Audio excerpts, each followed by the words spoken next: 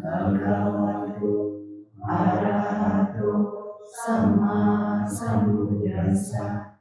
Namo tassa Bhagavato Arahato Sama Sambuddhassa. Today we were continue Buddha Rasa Sangho. Jadi hari ini saya lanjut Buddha Rasa Sangho. Actually, Sangho also means supporting. Sangho also means because of like a cherishing or many other meanings. Summary also can consider Sangho. Anyway, here we should understand courage or support. Jadi sangho sebenarnya banyak arti. Salah satunya adalah menyokong atau menyenangkan. Jadi kalau begini artinya adalah menyokong. So here we can understand the manner of supporting. We got to say the mindset of supporting. Jadi sini kita harus pahami istilah menyokong itu atau mindset kita mengenai menyokong itu bagaimana. The one, dahana. Supported by providing food, clothing, accommodation, organizing a festival, and giving gifts, an auspicious day, etc. This is also called supporting. Yang pertama itu dana ya, itu adalah menyokong dengan memberikan, menyediakan makanan, pakaian, akomodasi, mengadakan festival, kemudian memberikan hadiah pada hari-hari baik dan sebagainya. Mostly when we say dana, people understand, right? Come to monastery. Or go to monastery, offer something, right? This is called dana. In reality, in family life also, you have dana. Biasanya kita sudah paham istilah dana, ya. Artinya kalau kita ke wihara, kita berdana. Tapi sebenarnya dalam kehidupan sehari-hari itu juga termasuk dana juga. Ada dana dalam kehidupan sehari-hari. So here we should say, right? Organizing festivities. That means organizing some special ceremony for family, for example, like a birthday party or something, right? That kind of then also can be considered as a dana. Kalau kita lihat dari contoh ini kan salah satunya mengadakan perayaan atau peringatan, acara atau pesta gitu di keluarga ya. Hal seperti itu juga disebut dana. Okay, briefly, when we have dana, the family will be a little bit warm. But if we don't have dana, the family will be very far each other. Become one. Oneness. Jadi kalau dalam keluarga itu ada dana ya, sesama keluarga ada dana, maka keluarga itu akan hangat. Kalau tidak ada dana biasanya jaraknya itu jauh keluarganya. Good. That means, yeah, in the sense of dana, we can understand two different things. This kind of case we call social dana. It also can be relatives, right? For example, like grandparents, after grandchild, right? There can be many events, especially like birthday, right? As far as I remember in Mandalay, one of my devotees, they have many birthday, father birthday, grandfather birthday, mother birthday, many birthday after grandchild. So in every birthday, they invite bhikkhu and offer something, right? I don't know how much they cost every year. Jadi dana di sini juga termasuknya salah satunya kegiatan-kegiatan sosial. Jadi misalnya dalam keluarga itu contohnya seperti tadi saya bilang ulang tahun ya. Dari kakeknya ulang tahun, orang tuanya sampai anaknya ulang tahun. Kalau di Myanmar ada kebiasaan kalau ulang tahun itu mereka akan mengundang bhikkhu untuk berdana gitu. Jadi kakeknya ulang tahun, bhikkhu diundang dana. Anaknya sampai anaknya dan cucunya ulang tahun juga diundang bhikkhu untuk dana. Another thing is, for example, there are some special conditions. Okay, traditionally, like for example, parents do some dana, then all the children and grandchildren, some they also follow. This is one case. Another thing is like for example, son or daughter also do some dana. And similarly, father, grandfather, they also accompany them. This kind of dana is a really very warmness, very warm family. Right? That means if we have sharing in the community or in the family is a bit closer. If no sharing, it becomes very far. Jadi saya kasih contoh lain lagi, misalnya dana dari orang tua kepada anaknya, atau dari kakek kepada cucunya dan sebagainya ya, atau sebaliknya dari dari anak kepada orang tua atau dari cucu kepada kakek, dan artinya dalam keluarga itu mereka ada kebiasaan berdana, saling berbagi. Kalau ada kebiasaan seperti itu biasanya hubungan keluarga itu jadi erat, jadi hangat ya. Tapi kalau tidak saling berdana dalam keluarga itu biasanya hubungan keluarga itu jauh, tidak erat maksudnya gitu ya. Another Beyawaja, speaking with loving and endearing words. Yang kedua itu peyawaja. Peyawaja itu artinya berbicara dengan kata-kata yang manis dan lembut, yang menyenangkan. Actually, we have many different types of abusive words, but here it will be too long. I'm going to explain in detail. So sometimes, like two different family name, for example, right? If somebody attack family name, this also like abusive words. So all the couple have to avoid this kind of conversation. Family name. If we attack by using family name, this is also abusive words. Oh, So we have to avoid this kind of conversation. family name. Family name. I don't understand. You don't have family name in Indonesia? Family name have. By attacking family name. Huh? Attacking family name. Okay, for example, Attacking family name. how many family name in Indonesia? Many. Many. Okay. For example, someone will say use your family name. Attack you, right? That family name is very bad, for example. Oh. Hah? Apa ya maksudnya? Jadi maksudnya di sini sebenarnya banyak contoh untuk kata-kata seperti ini, tapi saya tidak akan jelaskan semuanya. Tadi saya bilang yang harus dihindari adalah kalau misalnya kita menyerang marga, apa sih? Menyerang marga, saya kurang paham. Maksudnya itu mungkin menjelekkan nama marga gitu ya. Jadi kalau itu harus dihindari, maksudnya seperti itu. Okay, one more thing, okay, for clear understanding. For example, Buddha was a Gautama lineage, right? His family is a Gautama. So then the Gautama lineage is very bad. Who say that kind of thing? This is also, we can say, abusive words, right? That's why we should avoid this kind of conversation.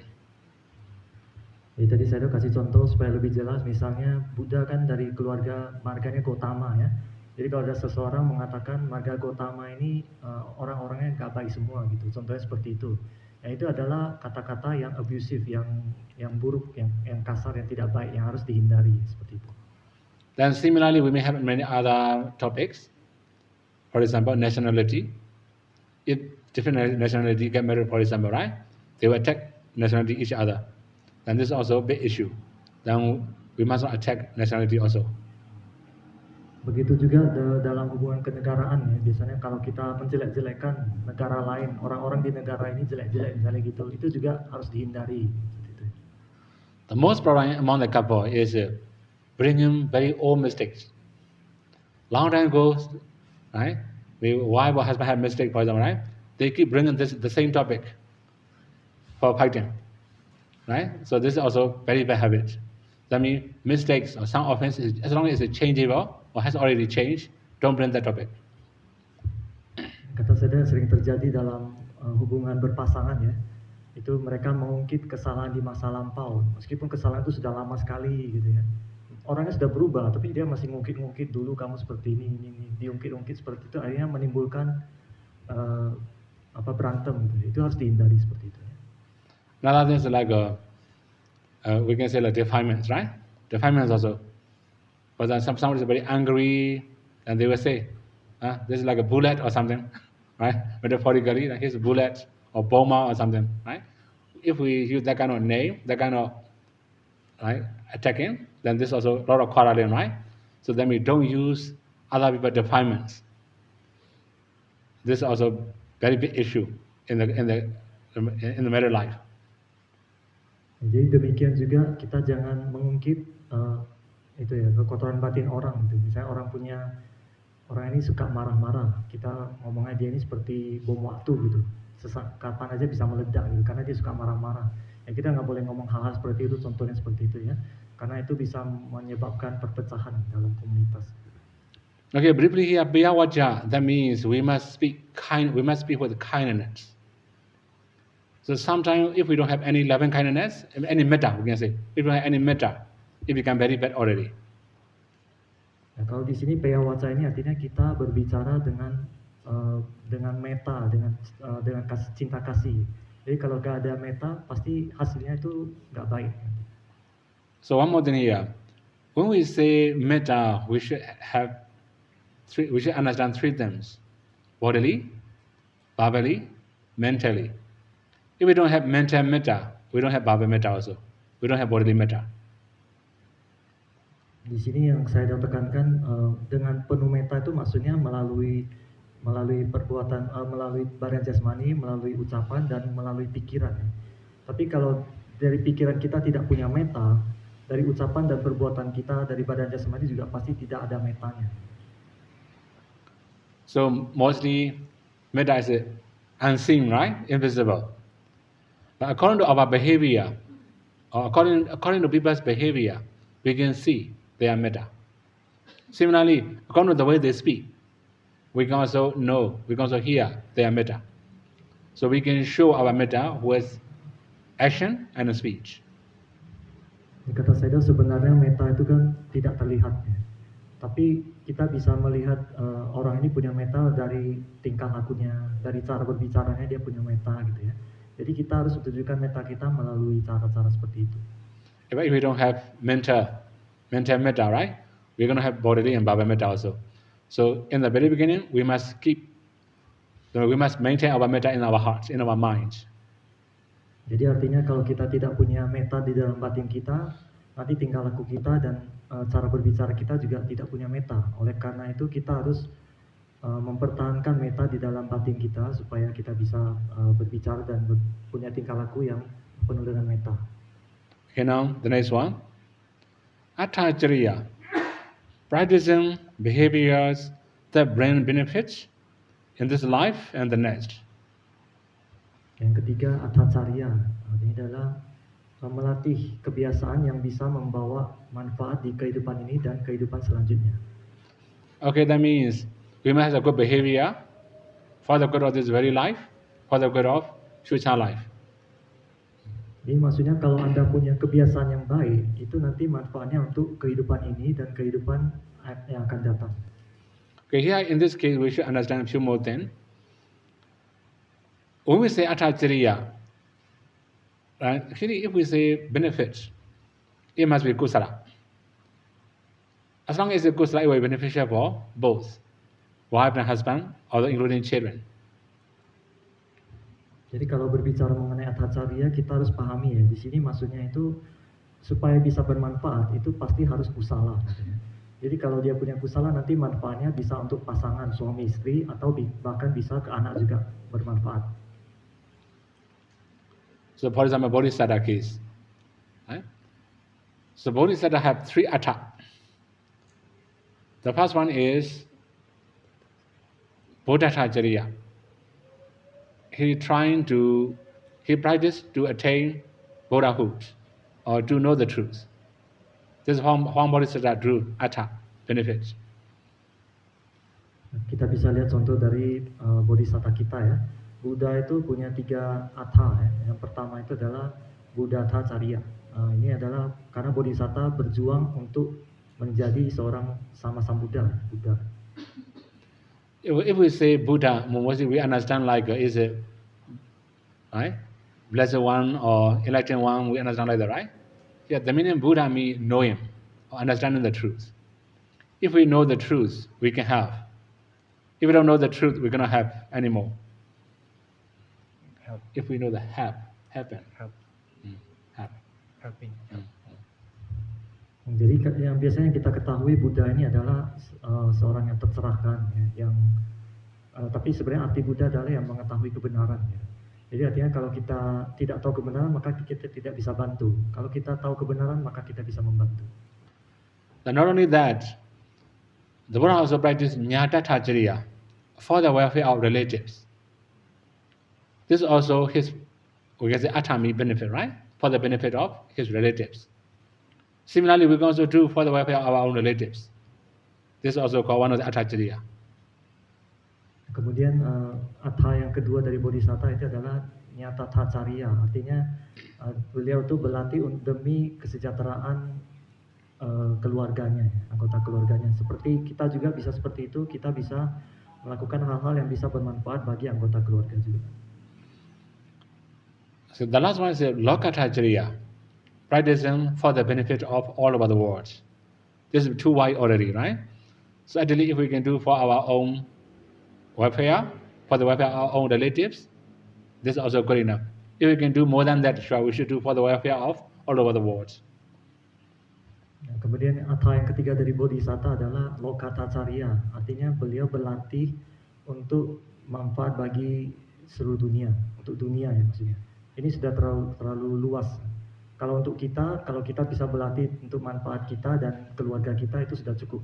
Tapi kalau kita bisa lebih itu baik juga kata saya. Okay, if we say easier way, Atacharya means we must do for the welfare of this life. It's very easy, right? If we talk about future lives, very long, then we must fulfill parami. Jadi maksud saya itu kalau Atacharya ini kita fokus kepada kesejahteraan di kehidupan ini dulu gitu. Kita tidak usah terlalu memikirkan kesejahteraan di kehidupan yang akan datang karena masih jauh kata saya tahu. Kalau seperti itu Anda harus mengumpulkan parami ya, untuk yang kehidupan yang akan datang. Okay, now the next one, the last one. Samanatata, treating others equally and practicing impartiality. Okay, that means here Samanatata means, for example, husband and wife. Right? They must treat equally. If they feel I'm better than you, khara. Yang keempat ini adalah samana tata. Ini artinya memperlakukan satu sama lain secara setara atau tidak mendiskriminasi gitu ya. Jadi contohnya kalau dalam hubungan pasangan suami istri, ini mereka punya hubungan yang setara. Kalau ada salah satu itu merasa lebih tinggi, biasanya terjadi terjadi pertengkaran. Then again, among the children also, so for example, they are most of the parents, right? They favor the youngest one, right? This is really very bad habit already. It should be equal. This is called here samanatata. If they favor one of them very much, then all the children will feel unfair. Right? They will not respect their parents too much. So if we want to get respect from our new generation, we must do everything equally. Begitu juga kepada orang tua kepada anak-anaknya ya, harus memperlakukan anak-anaknya secara adil dan setara. Biasanya yang terjadi orang tua itu lebih memperhatikan anak yang paling kecil, yang paling bungsu gitu. Nah kalau itu terjadi nanti anak yang lain akan merasa orang tuanya tidak adil. Artinya akan terjadi pertengkaran di situ. Jadi untuk apalagi zaman sekarang kata saya tahu itu orang tua harus memperlakukan anaknya secara adil dan setara gitu supaya bisa harmonis. Okay, if we summarize, here we have 4 ways to support. We also summarize.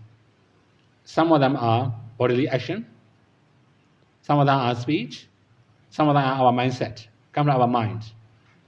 For example, samanatata, it comes from our mind. If we love everybody equally, so it will be equal. If we love partially, it will become partial. Jadi kalau kalau kita tarik kesimpulan, berarti ada 4 cara ini untuk menyokong ya. Jadi bisa menyokong 4 cara ini melalui badan jasmani, melalui ucapan dan melalui pikiran. Contoh yang melalui pikirannya adalah yang keempat ini, samanatata yang tadi, yang artinya memperlakukan semuanya itu secara setara dan adil. Ya. Itu harus dari pikiran. Kalau dari pikiran kita memperlakukan semua secara adil, maka kita akan melakukan hal yang itu. Tapi kalau dari batin kita, pikiran kita sudah tidak adil, kita juga akan tidak adil. Okay, these are Uddhadara Sangho. Okay, a few more steps we have to know about 4 types of couples. Jadi yang tadi adalah penjelasan mengenai Uttadarasa Sanggaho. Kemudian selanjutnya ada 4 jenis pasangan yang menikah. So now we can learn some of them are not that easy to support, right? You can know in this 4 types of couple. 1, Chavo Chavaya Sadim Samvasati. A rich man living with a rich woman. Both husband and wife have poor immoral conduct. Yang pertama ini jenis pasangan yang pertama, seorang laki-laki yang buruk ya, tinggal bersama seorang wanita yang buruk. Artinya suami dan istrinya punya moralitas yang buruk, yang tidak baik. Okay, here in this kind of case, you can understand 5 precepts very easily, right? So both of them are breaking precept together. Kalau di kasus ini berarti kedua-duanya ya, suami istri mereka sama-sama ya, selalu melanggar 5 sila. Sometimes they have competition. Who can break precept more, right? Bahkan mereka bisa bersaing, siapa yang lebih melanggar sila lebih banyak. Actually, according to Myanmar tradition, most of the women, they don't drink, they don't take alcohol actually. Now modern generations are a little bit different. They take alcohol, they drink also. Then sometimes competition. That's what I know, right? One day when I was in Yangon, just I'm passing by. One of my classmates said, "Can you see that lady? Why? No, she can drink more than men." So let me, how you know that? You know, one of his kapiya had competition with the lady. He was defeated. Right? Jadi kata saya itu kalau zaman dulu wanita itu sebenarnya tidak minum alkohol, tapi kalau sekarang zaman modern wanita juga minum alkohol, bahkan bersaing dengan pria katanya. Mereka saling bersaing mana yang minum lebih banyak. Itu persaingan melanggar sila yang lebih banyak gitu maksudnya. Jadi di Yangon suatu hari saya tahu ada temannya berkata perempuan itu dia kuat minum. Terus saya tanya tahu dari mana? Karena kapianya pernah apa sih berkompetisi saling minum siapa yang menang perempuan itu. Right? Now I don't know how many couples made that kind of competition. Right? At home they can compete, right? You can drink more, I can drink more, for example. Both are breaking precepts happily, equally.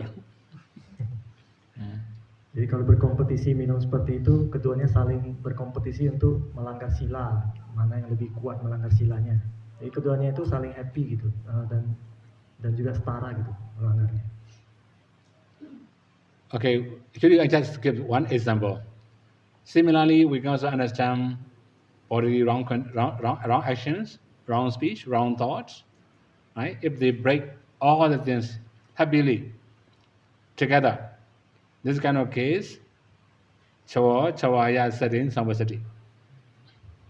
Jadi tadi saya cuma kasih satu contoh ya. Jadi intinya kalau di sini pasangan suami istri itu saling melakukan perbuatan yang tidak baik, melanggar sila melalui badan jasmani, melalui ucapan dan melalui pikiran, maka ini adalah jenis yang pertama.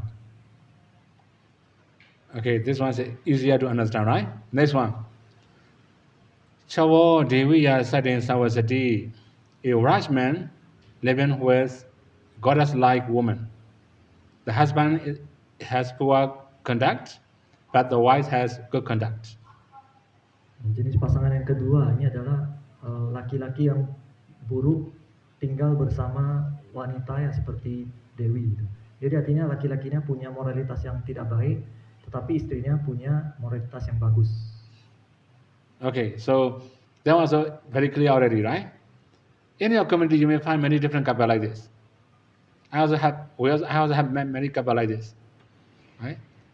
Even in my village, the one old couple, mostly wife will join many meditation retreats, husband will never join. Not only that, he will do against his wife. If you don't come back, I will say all the petty, all the pain. You know, she had that kind of demonstration. Then the wife have to go back. She cannot attend full day retreat or full course of retreat. After 3 days, go back home, come back to the monastery, like that, right? A lot of suffering. Jadi saya udah bilang di dalam komunitas ya, masyarakat kita banyak temui pasangan yang seperti ini ya. Yang laki-lakinya itu tidak punya moralitas, tapi yang istrinya punya moralitas. Contohnya seperti di Myanmar juga banyak seperti itu. Biasanya istrinya ini selalu ikut retret di monastery, di wihara, tapi suaminya nggak pernah datang, nggak pernah ke wihara gitu. Bahkan pada saat ikut retret, suaminya itu bisa mengancam, kalau kamu nggak pulang dalam 3 hari nanti semua barang saya jual gitu. Jadi akhirnya dia ikut retret nggak bisa full, retret 10 hari dia 3 hari harus pulang dulu, nanti baru datang lagi ikut retret nggak bisa full. Jadi sangat menderita istrinya seperti itu ya. So the first one will be a happy couple, right? Although they are very bad, right? Second one gonna be happy couple. Ini pasangan pertama itu pasangan yang happy, kedua-duanya sama-sama nggak benar gitu. Tapi yang pasangan kedua ini, yang jenis kedua, ini nggak happy karena satu benar, satu nggak benar katanya. Right? Okay, now the next one. Dewa Chowiya Satin Samvasati, a godlike man living with right woman. The husband has good conduct, but the wife has poor conduct. Nah, jenis pasangan ketiga, laki-laki yang bagaikan dewa tinggal bersama wanita yang buruk. Ini artinya suaminya punya moralitas bagus, tapi istrinya punya moralitas yang jelek, yang tidak baik. Right? So we also have that kind of couple. Everywhere also, right? For example, even in Pao, we have that kind of couple. Husband come to the monastery, meditate. The wife always contact. When will you come back? When will you come back? Always contacting, right? By phone. Jadi di komunitas juga banyak pasangan seperti ini ya. Bahkan di tempat meditasi di Pao di Myanmar juga ada seperti itu. Suaminya sedang meditasi tapi istrinya selalu telepon, kapan pulang, kapan pulang. Sometimes the wife also asks daughter for help. The daughter will contact the father, right? If you don't come back, I'm going to attend the school. Then the father has to go back, right? Kadang istrinya pintar, dia bisa minta bantuan anak perempuannya. Jadi anak perempuannya suruh telepon papanya, suruh pulang. Ya, jadi anak perempuannya telepon papanya, kalau papa nggak pulang, nanti saya nggak sekolah. Gitu. Akhirnya papanya harus pulang. So you can imagine that kind of life is not very happy, right? Not enjoyable life. Jadi Anda bisa bayangkan ya, kalau hidup seperti itu pasti tidak bahagia. Okay, so one more, the last one, the best one. Dewa Dewi Asadin Samvasati, a godlike man living with a goddess-like woman. Both husband and wife have good moral conduct. Pasangan terakhir ini ada yang terbaik ya. Jadi laki-laki yang bagaikan dewa tinggal bersama perempuan yang seperti dewi. Gitu. Jadi keduanya laki-laki dan suami dan istri punya moralitas yang bagus. Okay, briefly, they want to say easier, right? Both of them have good. I mean, in Indonesia we can find many couples like this also. I don't know in Jakarta, right? In Medan I can find many couples like this, right? Wherever wife go for dana, husband also follow, right? Similarly, wherever husband go, wife also follow. We have that kind of couple in Medan, as far as I know, right? I don't know how many couples like this in Jakarta. Ya, jadi pasangan seperti ini banyak ada juga di Indonesia. Saya tahu banyak temui di Medan ya. Kalau istrinya datang berdana ke wihara, suaminya juga ikut. Sebaliknya juga kalau suaminya berdana ke wihara, istrinya juga ikut. Jadi pasangan selalu berbarengan mereka ke wihara berdana. Cuma di Jakarta nggak tahu, banyak nggak seperti ini, suami dan istri bareng. Okay, briefly, we can say the first one was a very happy couple, right? The last one was a very happy couple. But they have different destination. Jadi kalau kita bisa simpulkan ya, pasangan yang jenis yang pertama tadi, mereka adalah pasangan yang bahagia, mereka sama-sama happy. Pasangan terakhir juga sama-sama pasangan yang bahagia. Tapi dua jenis pasangan ini punya tujuan yang berbeda nantinya. Okay, you may know clay pots and a golden pot. It made of clay. We dry up, we bake. It becomes very hard material, right? Now that's a golden pot. Golden pot means gold is mostly soft, right? Gold is very soft. So if clay pot broken, then it cannot make bowl anymore. It cannot make any pot anymore, right? If we smash golden pot, although it will spoil, but we can make golden pot again. Jadi saya udah kasih perumpamaan pot yang terbuat dari tanah liat dan pot yang terbuat dari emas. Ya. Keduanya sama-sama pot. Tapi kalau pot yang dari tanah liat ini kalau sudah dibakar kan jadi keras. Ya. Ya, kalau pot yang seperti itu kalau udah rusak, hancur gitu ya. Kita hancurkan, maka dia nggak bisa jadi pot lagi. Tapi kalau yang dari emas tadi kalau kita hancurkan, dia masih bisa jadi pot. Itu perbedaannya. The first three, if they broke up like a clay bowl, cannot be reunited. The last five, they are golden pot. They can be reunited. Maybe in the next life. This life also. This life, not next life. Jadi kalau yang 3 pasangan yang pertama, kalau itu mereka sudah hancur ya, mereka tidak akan bisa bersatu lagi. Tapi kalau pasangan yang terakhir yang keempat tadi, kalau mereka sudah terpisah, mereka akan bisa bersatu lagi. Okay, this is just roughly, right? 4 types of couple taught by the Buddha. So we can find this Sutta in Anguttara Nikaya, Book of 4. Jadi sutta ini ada ada di Anguttara Nikaya ya, di bab keempat ini. Okay, now we have 4 qualities that should be equal in a couple. Ada 4 jenis kualitas yang harus setara dalam pasangan. So, okay, we have some questions everywhere. So when they are young, they make aspiration together. Especially, I have met one lady in Malaysia. Now she don't wish to be with her husband anymore. She said, when we are young, I'm silly that I make aspiration. We will to be together in next life also. They made that kind of aspiration in the pagoda. But now I don't wish to be with him. How to do, right? I cannot say anything, right? It's karma, we cannot say, right? You can see each other, you cannot see each other. But according to Buddha teaching, if they have these 4 qualities, then they can see each other again in the future. Jadi saya banyak mendapat pertanyaannya. Jadi ada kasus di Malaysia, ada umat yang mereka cerita pada saat masih muda, mereka beraspirasi di pagoda. Saya mau kita menjadi pasangan di kehidupan ini dan kehidupan selanjutnya. Tapi sekarang ini sudah berapa tahun dia nggak mau lagi gitu. Dia bilang ke saya nggak mau lagi sama dia. Harus gimana? Saya juga bingung.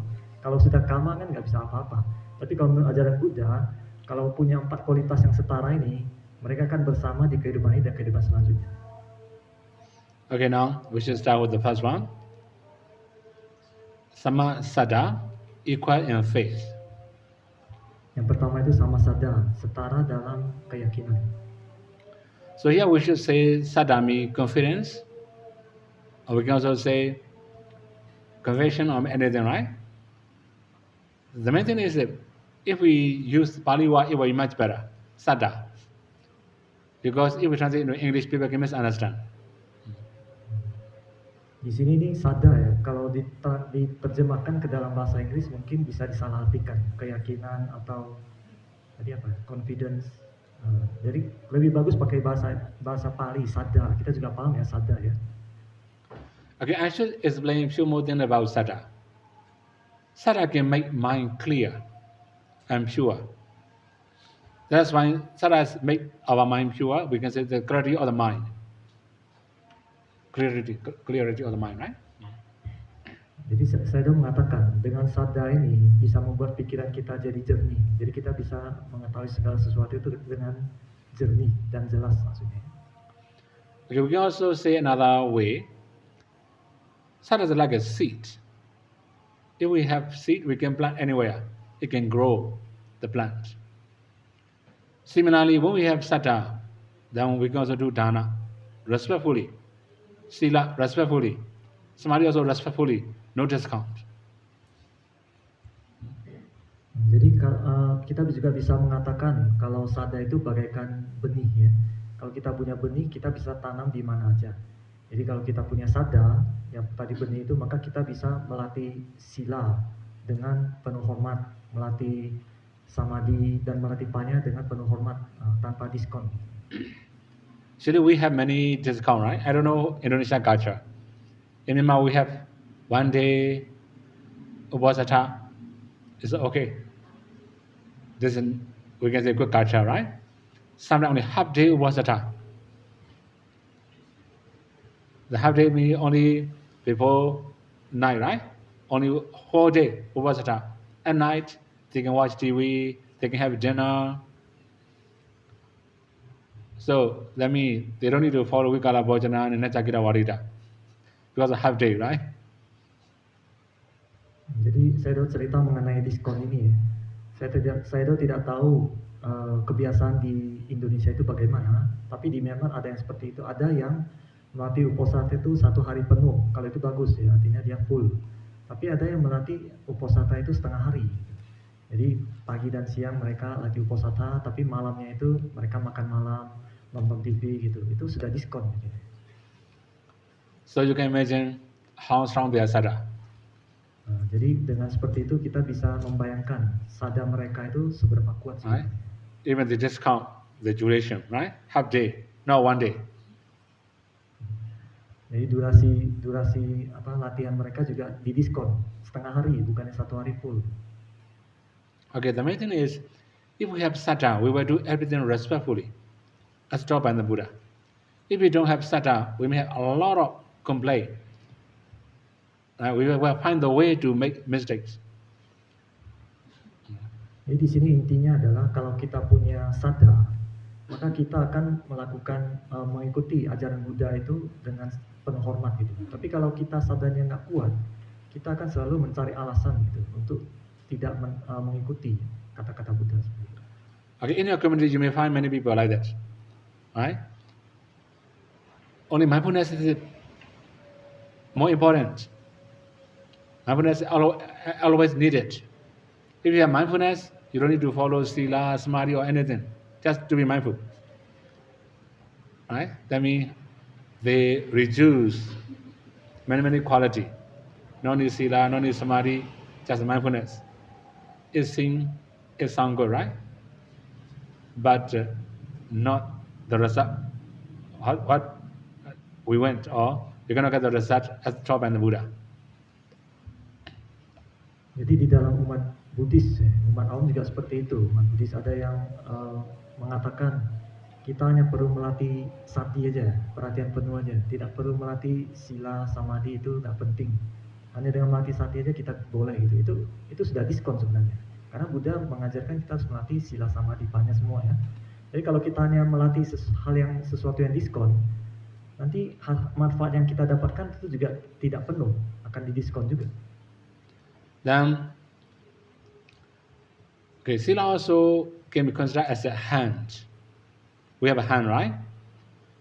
So when we are going to climb up a mountain where there are many jewelries, if we have one hand, we can get a lot of jewelry. If we have 2 hands, we can get more. Similarly, if we have strong sada, we can get any jewelry. Let me, according to Buddhism, right? We have many jewelries. We can get anything we wish. Jadi saya kasih contoh ya, misalkan kita mendaki gunung ini penuh dengan perhiasan. Tapi kalau kita punya 1 tangan, kita bisa mengambil perhiasan itu dengan 1 tangan itu. Tapi kalau kita punya 2 tangan, kita bisa mengambil lebih banyak perhiasan. Perhiasan ini ibaratnya seperti ajaran Buddha. Jadi kalau kita punya 2 tangan, kita akan bisa mendapatkan lebih banyak ajaran Buddha. Okay, now a few more things we have to talk about sada. Sada also called saddha dimokha. That means determined by faith or confidence. So we will make decision by confidence. When we have strong confidence, our determination will be strong and firm. Similarly, when we have saddha, our determination will become strong, firm and stable, unshaken. Jadi saya jelaskan lagi mengenai sada. Kalau kita punya sada atau keyakinan, maka nanti pada saat kita bertekad atau memutuskan sesuatu, nanti tekad kita itu akan kuat. Kita akan punya keyakinan yang kuat kalau sada kita kuat seperti itu. We have to be careful only one thing. That's overconfidence. Overconfidence is equal to mana. Mana also can make decision but that one cannot make your mind clear. The more you make decision, the more you get confused. Tapi yang harus kita harus berhati-hati ya, tidak sampai terlalu percaya diri ya, overconfidence, apa sih? Terlalu percaya diri ya. Jadi kalau kita terlalu percaya diri nanti itu jadi mana, jadi kesombongan. Kalau kita jadi kesombongan nanti keputusan yang kita ambil itu jadi tidak bagus. Okay, if we say samasada, that means they must have equal sada, not equal mana. Jadi di sini sama sada ya, dia adalah setara dalam keyakinan, bukan setara dalam kesombongan. Equal mana will spoil. Equal sada will be okay. Jadi kalau setara dalam kesombongan itu nggak baik. Tapi kalau setara dalam keyakinan itu bagus. Okay, next one, samasila, equal in moral conduct. Yang kedua itu sama sila, setara dalam moralitas. So here, in the sense of moral conduct, we have to understand two different things. The first one is abstinence. We have to avoid many wrong things. Another thing is responsibilities or duties. We must be able to perform our duties. This is also called sada. This is also called sila. Jadi sila di sini yang dimaksud ada dua jenis ya. Yang pertama adalah sila yang kita melatih diri untuk menghindari, ya, berpantang melakukan ini. Gitu. Yang kedua itu sila yang dimaksud adalah tanggung jawab atau tugas.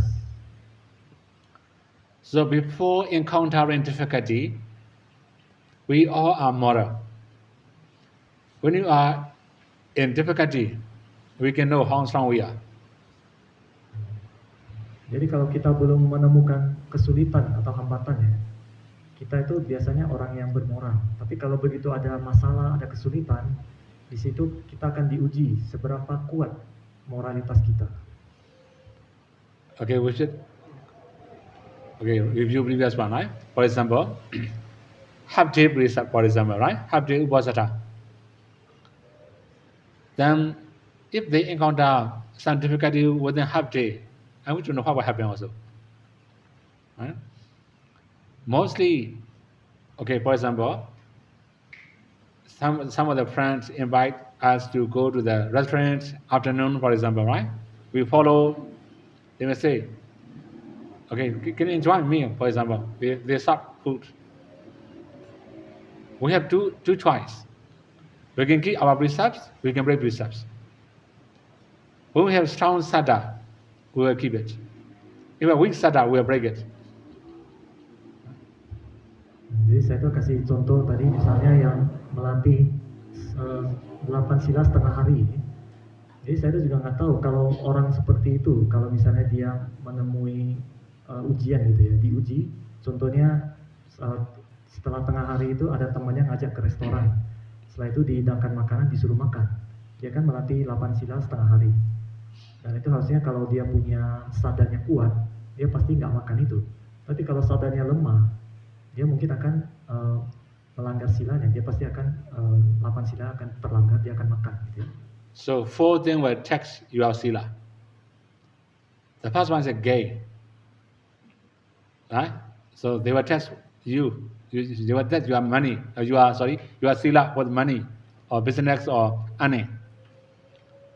So when you have to choose earning and morality, then you have to consider which one will you choose. So mostly, which one do you choose also? This is the real answer of your morality, your virtues. Jadi ya biasanya moralitas kita diuji oleh 4 hal kata saya itu ya. Yang pertama itu adalah perolehan atau pendapatan. Misalnya uang, harta, proyek misalnya. Jadi kalau saya bilang kalau misalnya biasanya kita diuji, kita harus milih dapat uang atau jaga moralitas. So that means many people, their morality will be finished when they have to do some earning. So that means they sell their morality for earning.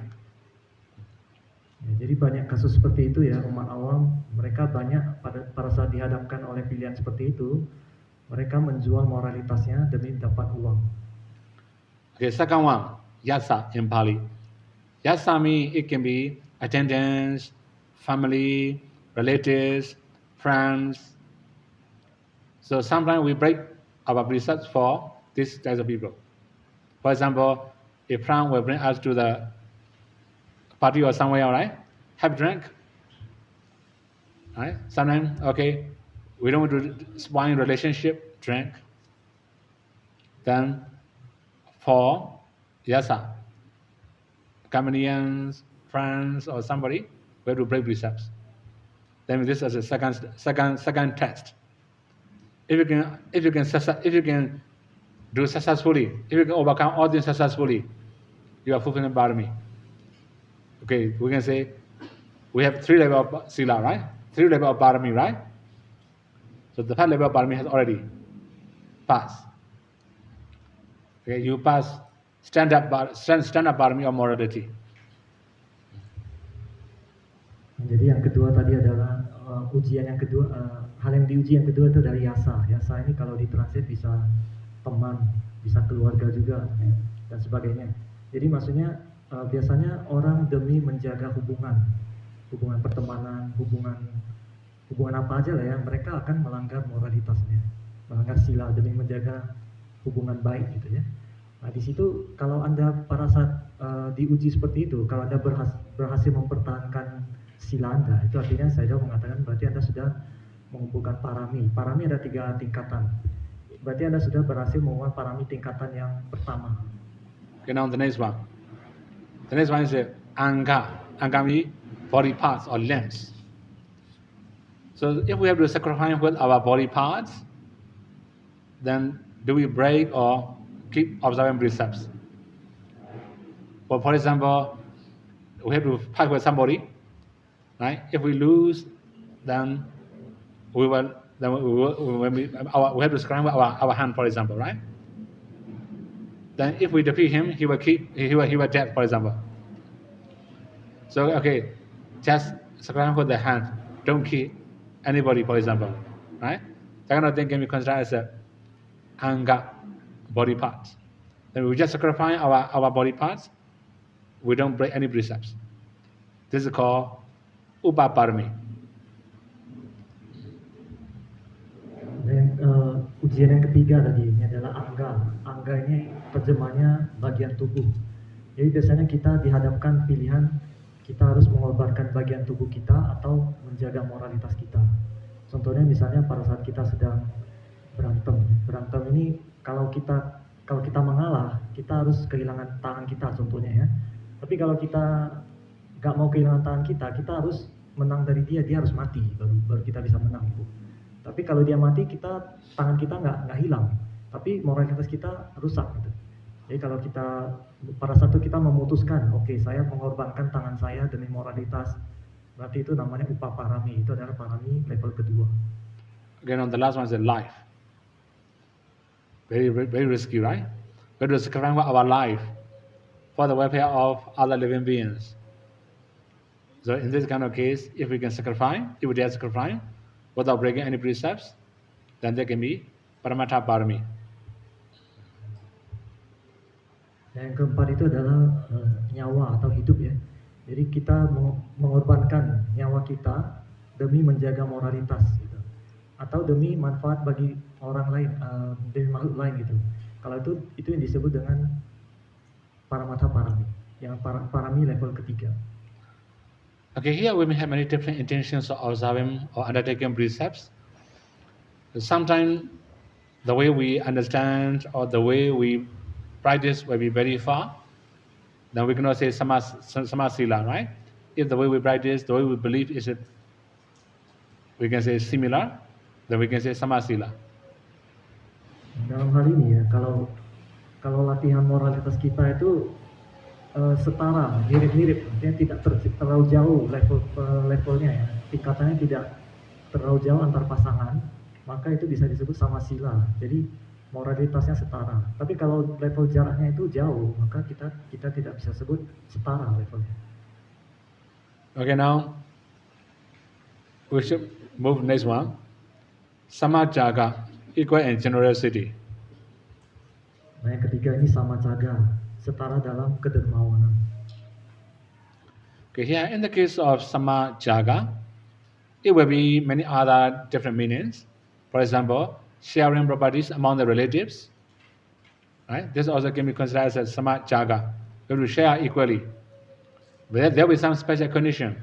When they encounter some disaster or crisis, we have to support more. Right? In this kind of case, also can be considered as sama jaga. Jadi sama caga ini banyak contohnya ya. Jadi tadi saya tuh kasih misalkan di dalam keluarga itu kita berbagi properti atau harta kepada anggota keluarga itu bisa disebut sama caga, atau pada saat terjadi krisis atau bencana kita juga membagikan harta ke keluarga, itu bisa disebut sama caga. Okay, we have another issue here. In the sense of sama jaga, we can say sometimes husbands are very stingy, wives are very generous. It also can be opposite. Sometimes wife is very stingy, husband is very generous. There's also possible, right? If somebody is like this, very difficult to discuss. Then cannot survive. Tapi di sini masalahnya ya, kalau contohnya suaminya ini pelit, tapi istrinya dermawan, atau kebalikan, istrinya yang pelit, suaminya yang dermawan. Tadi yang benar ya. Nah, jadi kalau itu terjadi, maka sulit bertahan karena tidak ada setara dalam kedermawanan. Okay, another thing is if both of them are very stingy, we can say right, sama jaga, right? Stingy. Then if both of them are so generous also, we have to consider squandering or generosity. Jadi sama caga ini bisa disebut kedua pasangan ini sama-sama pelit. Nah, ini sama caga. Kedua-duanya sama-sama pelit. Kalau keduanya sama-sama dermawan, itu juga sama caga ya. So, okay, one more thing here, right? So, offering must be beneficial, useful for receiver. Okay, I haven't met one couple in US, the Myanmar couple, right? The wife is generous too much, we can say. We cannot say generous, squandering, we can say, right? Then she asked me a question. Sometimes when I want to offer something, my husband interfere. That's why sometimes I don't inform him. I just offer as I like. And she asked me. Then she also asked me, should I do like this? Then I just give very simple answer. Who earn money, you or your husband? Okay, if you earn, you can do. If your husband is earning for you, don't do it. Right? Jadi di sini tadi saya tuh kasih contoh dermawan itu kalau pada saat berdana ya, kita harus memperhitungkan juga dana ini bermanfaat bagi penerimanya. Artinya jangan mubazir gitu. Ya. Jadi contohnya saya tahu ada cerita di Amerika, di US ya, ada istrinya ini sangat dermawan. Saking dermawannya sampai barang-barangnya itu mungkin mubazir gitu, tidak terpakai atau gimana. Jadi pada saat itu ada istrinya ini bertanya kepada saya, Dal, biasanya saya berdana itu, saya dana aja tanpa diskusi kepada suami. Boleh nggak seperti itu? Jadi saya kasih jawaban, kamu harus pertimbangkan yang punya uang itu sebenarnya yang cari uang itu kamu atau suamimu. Kalau kamu yang cari uang nggak apa-apa. Tapi kalau uangnya dari suami, mungkin sebaiknya kamu pikirkan lagi. I'm also a receiver, right? As I'm also a receiver, right? If I say offer, she may offer me a lot, right? Karena pada saat itu saya sebagai penerimanya. Kalau saya bilang ya dana aja, saya akan terima banyak. Okay, one more thing, right? I don't know Myanmar Bhikkhu who came to Indonesia. Many Myanmar Bhikkhu, when they go to Singapore or US, when they go to Thailand or Malaysia, most of they have many projects. They show many projects. I'm going to build monastery like this. I'm going to do this kind of project. They show a lot of projects. They get Dhamma, they get a lot of money. Right? So I just talked to the lady. Whoever receiver, whoever bhikkhu came to US, they may show their projects. When they show their project, ask them who will maintain the project. I can also ask many people to offer me, right? Many things. I can build very big monastery. Who will maintain my monastery? If nobody can maintain, just squandering, not useful. Like we can have many monasteries, but it's not useful for community. Then you are squandering. This is not generosity. This is squandering. That's why Samajagami, it must be effective for receiver, effective for community, right? Tadi saya kasih contoh lagi ya.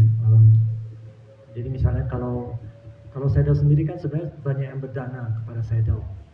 Jadi kalau Sayadaw mau, Sayadaw bisa punya proyek untuk bangun wihara itu banyak gitu. Tetapi siapa yang bisa merawat? Yang tinggal di sana siapa? Yang merawat di sana siapa? Kalau hal seperti itu akan jadi mubazir. Artinya banyak umat sebenarnya yang mau berdana wihara ke Sayadaw mungkin seperti itu. Mau di Thailand, di Indonesia, di Vietnam, dimanapun. Tapi kalau nggak ada biku yang stay di sana, nanti jadi sia-sia, jadi mubazir. Itu bukan samacaga namanya. Itu bukan kedermawanan. Itu jadi mubazir, squandering tadi ya. Jadi kalau samacaga ini harus bermanfaat bagi penerimanya, itu baru samacaga maksudnya. Okay, so briefly, right? So when you are going to offer permanent, then be careful. Permanent means, like for example, building, like this kind of thing, permanent, right? So be careful. You have to consider who will maintain, how many disciples he has. Sometimes only one bhikkhu, no student, only devotees. As far as I know, in Indonesia, many monasteries without bhikkhu, right? Ya, jadi saya mau wanti-wanti ya, khususnya mereka yang mau berdana barang-barang yang permanen. Kan permanen maksudnya seperti bangunan, wihara, kuti dan sebagainya ya. Jadi kalau mau berdana kepada satu orang bhikkhu itu kita harus mempertimbangkan dia punya muridnya banyak enggak, atau dia hanya sendirian nggak ada muridnya. Jadi kalau didanakan banyak wihara kan nanti jadi sia-sia, nggak ada yang tinggal di sana, jadi terbengkalai. Itu jadi mubazir namanya, itu bukan dermawan ya. Saya tahu kalau di Indonesia itu banyak wihara yang kosong, yang nggak ada bhikkhunya. Right? I have been to Jakarta. I have been to some monastery, no bhikkhu. I have been to Bali, some monastery, no bhikkhu. Right? Jadi saya sudah ke beberapa tempat di Indonesia, di Jakarta, di wiharanya itu nggak ada bhikkhu. Ke Bali, ke beberapa wihara juga nggak ada bhikkhunya, seperti itu. Okay, one more thing. Luckily, if devotee can make activity in that monastery, is good enough. Right? They can go down retreat or something freely without any charge, is good enough, right? Tapi kalau misalnya donaturnya ya, atau apa devotee ya, donatur atau umat awam di sana lah ya, kalau mereka bisa, umat awam setempat itu kalau ada wihara yang meskipun nggak ada bhikkhu, tapi mereka bisa mengadakan acara di sana, bisa acara seperti itu, maka itu bagus juga katanya, itu tidak sia-sia seperti itu. Okay, briefly, Samajaga means both husband and wife can offer, but it must not be squandering. It must be useful for the community. Sometimes, okay, husband may know more information, sometimes wife may know more information, then they may remind each other, for example, right? But if this kind of thing is not suitable, like squandering, if somebody pinpoint, they might accept. This is called Samajaga. Okay, that means helping each other for generosity. Jadi intinya di sini samacaga adalah kedermawanan. Pada saat berdana itu suami istri sama-sama happy, sama-sama berdana, dan berdananya ini bermanfaat bagi penerima. Gitu. Tapi kalau misalnya kadang suami atau istri punya informasi lebih gitu ya, dia mengatakan dana ini nanti tidak bermanfaat, mubazir gitu, karena nggak akan kepake. Nah kalau dia ngomongin seperti itu, nanti salah satu pasangannya mereka juga memahami. Nah akhirnya tidak mungkin dananya jadi dialihkan ke yang lain, seperti itu yang namanya samacaga. And on the last one, samapanya, equal in wisdom. Yang terakhir ini samapanya, setara dalam kebijaksanaan. It doesn't mean education, right? Panya doesn't mean education here, right? Panya means understanding truth and untruth, beneficial and unbeneficial. This is called panya. Jadi di sini panya ini bukan edukasi ya, tapi di sini panya lebih ke pemahaman apa yang benar, apa yang boleh, apa yang nggak boleh gitu. So last night we talked about panya partly, right? So if we say panya, it will be very, very wide. Last night, you may remember Kama Sakara Panya up to path and fruition knowledge, right? It will be very wide. Jadi panya ini sebenarnya sangat luas ya, mulai dari yang paling dasar tadi sampai ke panya sampai ke pencapaian buah dan jalan kesucian. Okay, one more thing.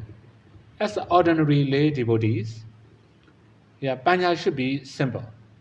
Okay, sometimes Buddha also use very simple way of panya. For example, knowing obstacle, obstructions, or difficulties. What kind of thing make you difficult? If you can find out, then this is called wisdom. Tapi untuk umat awam panya di sini panya yang simple aja. Buddha juga kadang mengatakan seperti itu.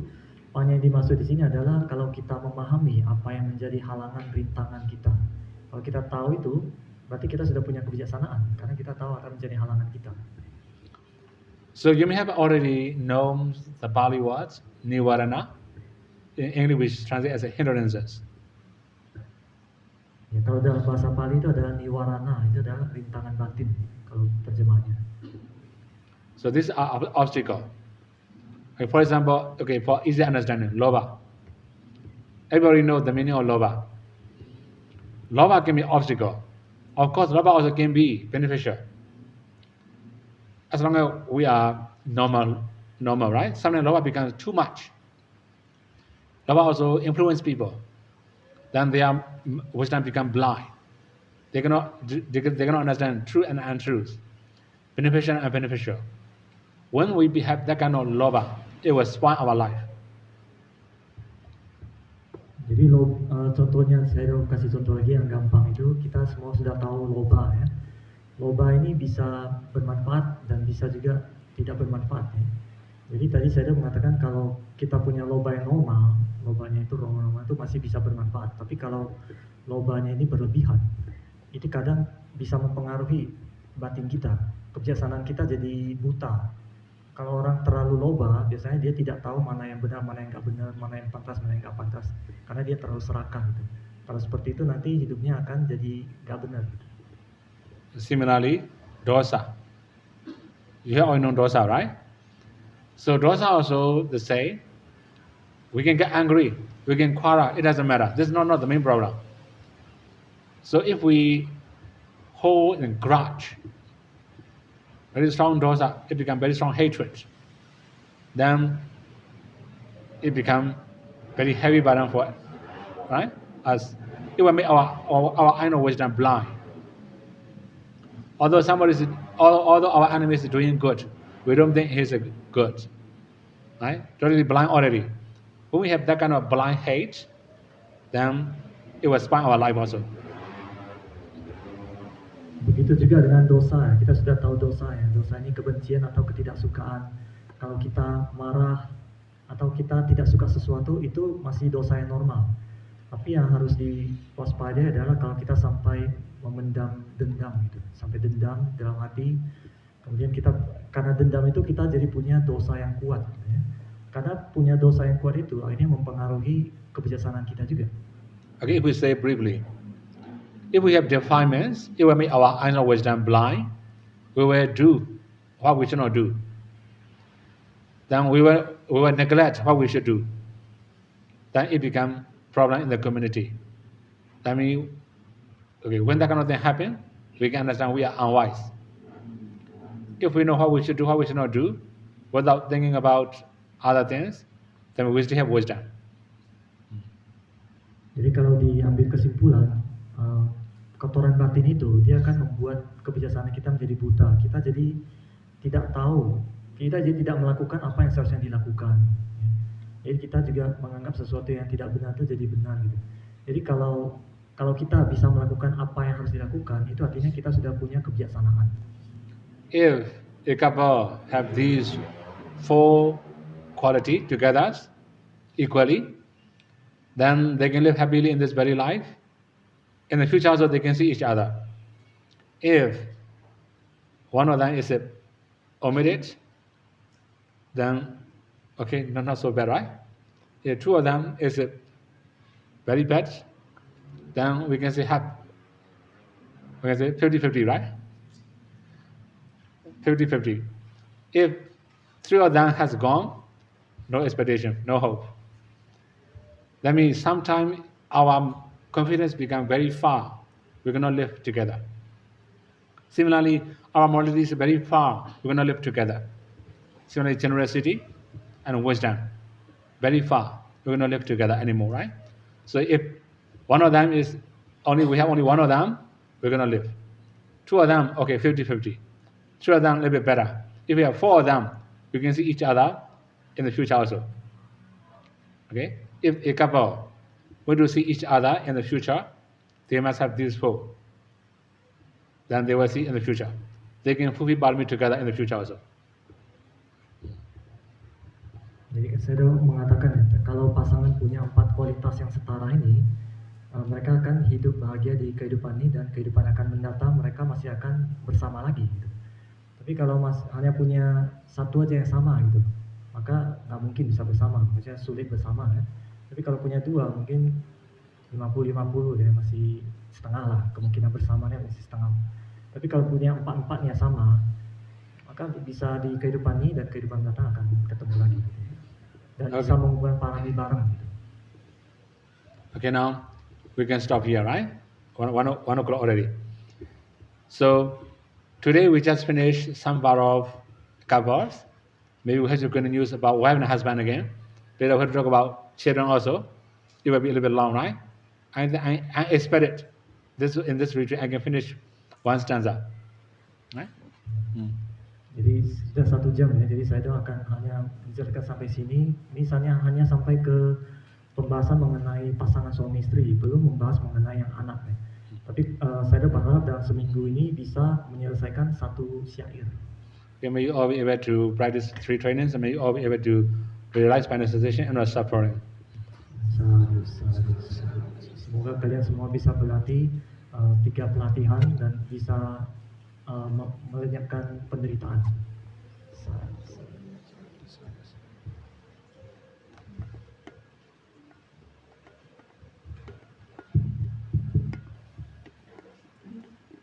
Okay. Then any question? Ya, ada yang mau bertanya?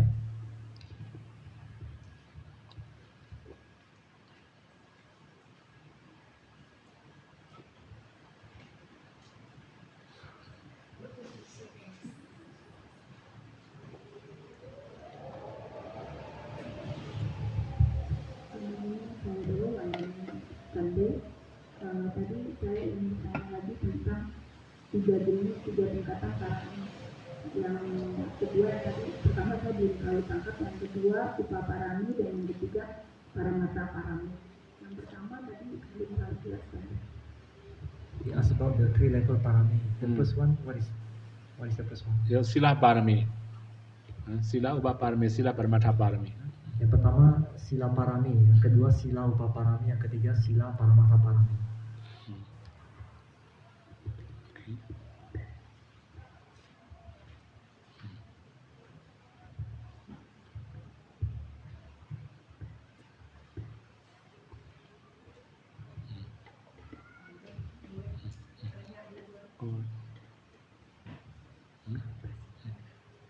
Okay. Silakan.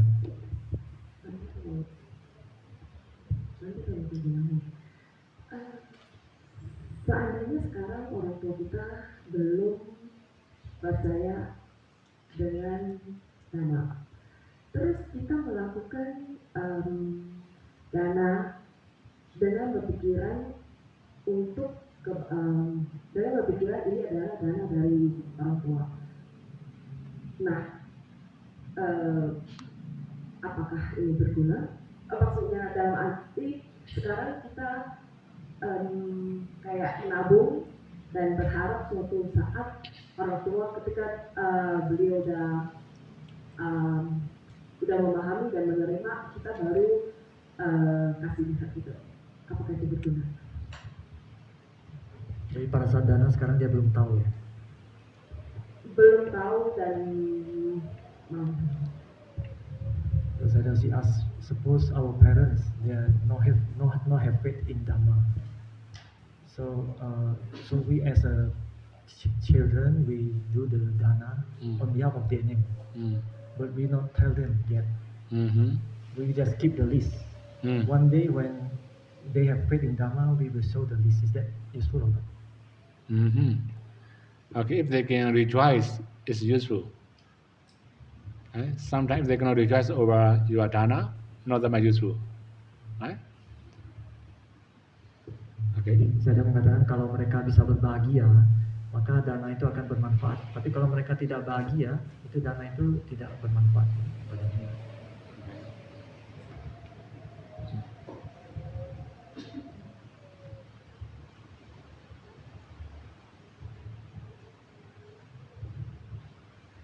Wandani Sendal Bante, mohon penjelasan dan berikut contoh-contohnya apa bedanya awija dan moha.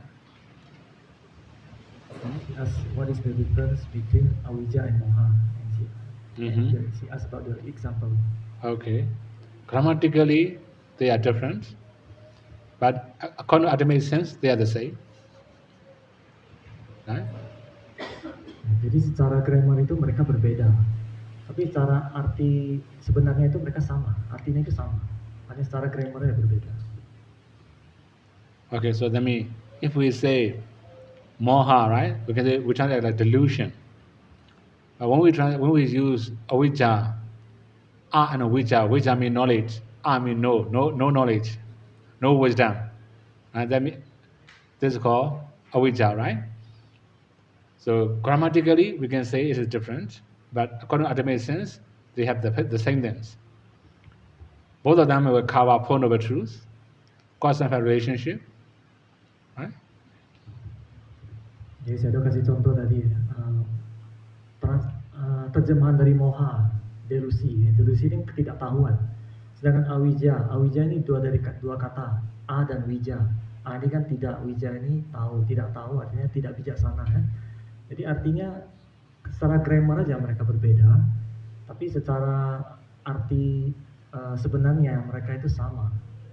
Karena mereka itu awija dan moha ini sama-sama menutupi 4 kebenaran mulia, sama-sama menutupi hubungan sebab akibat itu. Okay.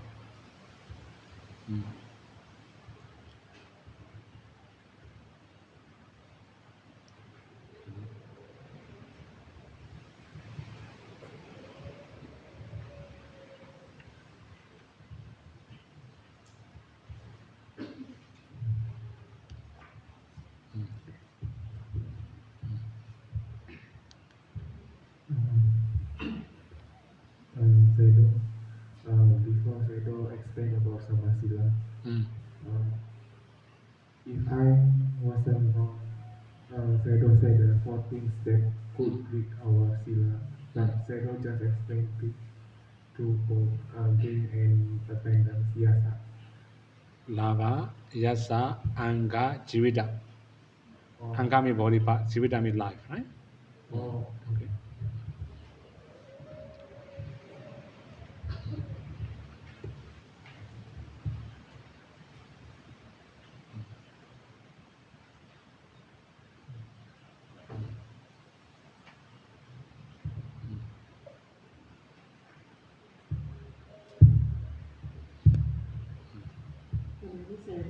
Third question. I don't explain that to be able, like couples, to be able to meet again, they need to have the 4 qualities equal, right? Or about equal. So if that's the case, why there is the type of couple and the husband and the wife, the type number 2 and 3, which is the husband is bad, but the wife is good, and vice versa. It means that they don't have the equal qualities, right? Sure. But why in reality there is that type number 2 and number 3? What causes that? Only this life, they cannot experience future life, right? And coincidence maybe, right? So the type number 2 and number 3 is in this life. So Yeah. for the future life, if they have a different level of qualities, they will not meet again. Sure. Okay. So for the lady, the case for the Malaysia lady that saying the aspiration, the only thing that she can do to be not meet this life husband is to differentiate the level of Sure. qualities. Sure. That's the only. Now already different already, right? They cannot see each other as you are very sure. Okay. So the second question is about Taksir dulu. sorry, but Translate first. Okay. Jadi pertanyaan tadi untuk supaya pasangan bisa bersama ya di kehidupan ini dan juga kehidupan mendatang, kita harus punya 4 kualitas yang tadi ya, yang harus sama atau mirip ya 4 kualitas itu. Tapi kenapa ada pasangan jenis kedua dan ketiga yang suaminya baik, istrinya nggak baik atau kebalikannya ya, tapi mereka masih bisa bersama di satu kehidupan ini. Kata saya itu mereka hanya bersama di satu kehidupan ini, tapi tidak di kehidupan yang selanjutnya. Dan di kehidupan ini kenapa bisa bersama? Mungkin karena kebetulan gitu. Ya, jadi pasti mereka kehidupan yang mendatang tidak bersama. Belum tentu juga kehidupan ini bisa akur sampai habis gitu ya. Okay. So the second question is about the Sayadaw said that the wife and the husband, right? Because they different in the chakra level, so that the husband, the wife wants to offer Sayadaw, but then or other receiver, but then the husband interferes at Dwantana. Is this the case? Is this included in Punyataraya? Okay, we cannot say Punyandaraya, right? In the case of Punyandaraya, it must be affected dana. In the case of, okay, in the sense of dana, right? Dana, okay, I should say dana parami. Okay? In the case of dana parami, it must be beneficial. If something is unbeneficial, we can interfere. Okay, one more thing. Like for the receiver is really very good receiver, right? Also, she also had already promised. In this case, she not interfere anymore. Right? If she doesn't have any promise or any agreement before, he can interfere. Okay? Ya, pertanyaan selanjutnya tadi yang mengenai cerita perempuan itu yang suka berdana, tapi kan suka diintervensi oleh suaminya ya. Tadi apakah itu termasuk punyantaraya, itu menghalangi pendapatannya? Kata saya tahu kalau itu mubazir ya, dan sia-sia itu tidak termasuk punyantaraya. Ya. Tapi kalau barang itu bermanfaat, ya itu bisa termasuk. Tapi juga kondisi yang lain, kalau dia orang itu sudah berjanji gitu, sudah berjanji sudah akan memberikan, itu tidak boleh dihalangi juga kalau sudah janji gitu. Okay.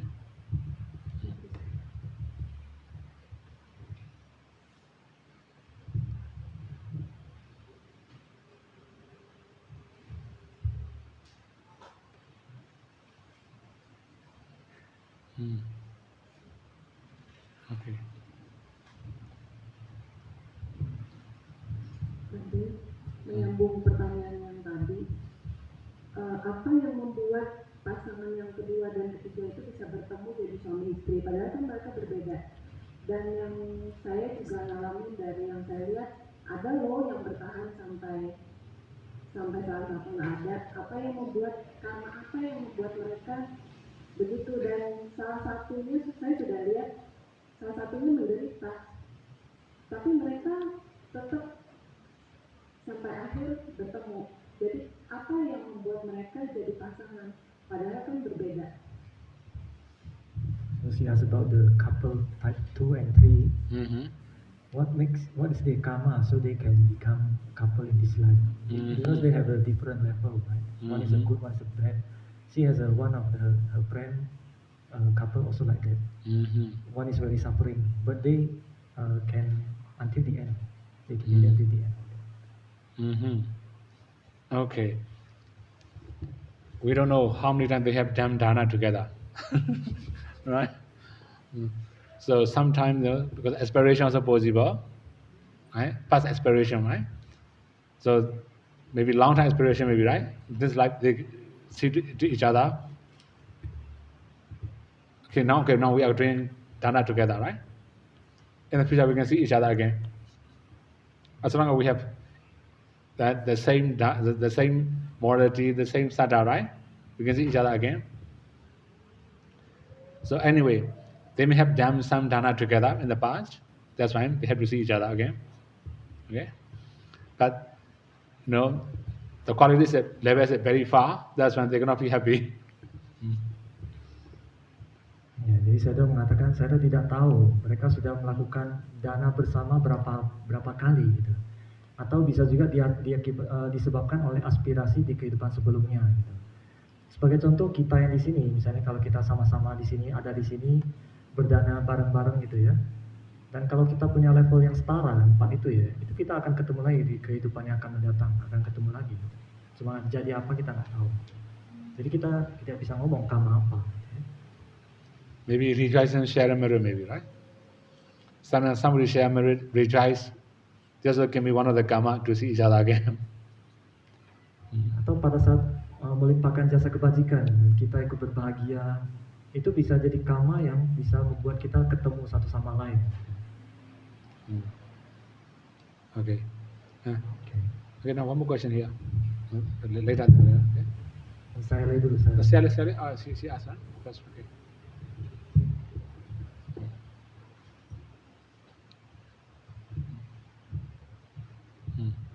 Pandanya berada, pandanya tentu salah dikenakan di antara semua jenis dana dhamma itu yang paling tinggi. Nah, untuk mencetak buku-buku dhamma itu juga sama dengan dana dhamma kan tadi. Nah, bagaimana kalau kita berdana tanpa sepengetahuan kita, karena ketidaktahuan kita, buku yang kita cetak itu ternyata isinya agama gitu. Apakah itu bisa menjadi dhamma antara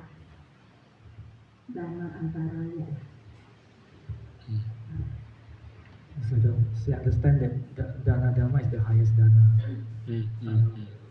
For example, like publishing a book. Right? And when if without her knowledge, he dana to publish a book, but she didn't know that inside the book is actually contain adama. Is that called adamantaraya? Okay. Actually, I think people misunderstand about Dhamma Dana also, right? See, Dhamma Dana is not offering the book. Okay, I should show my notes. This is not Mangala Sutta, this is the Buddha Vamsa. Right? Jadi saya mengatakan banyak orang yang salah paham mengenai dana dhamma. Kalau terbitin buku itu tidak termasuk dana dhamma, kata saya. Okay, when we talk about dana, let me check.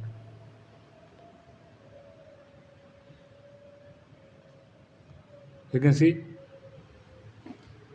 Dhammadana is considered supreme because it can lead to people giving donations, observing precepts, practicing meditation, ultimately realizing Nibbana. Okay? So, if your dana can lead that kind of things, it's called Dhamma Dana. Jadi yang disebut dana dhamma itu adalah dana dhamma yang bisa menuntun kepada yang pertama ya, tolak ukurnya bisa membuat orang ikut berdana gitu. Bisa mengajak orang berdana yang pertama, yang kedua bisa mengajak orang untuk melatih sila, yang ketiga melatih meditasi, yang keempat pada akhirnya bisa merealisasi nibbana. Kalau ada salah satu dari empat ini itu baru termasuk dana dhamma.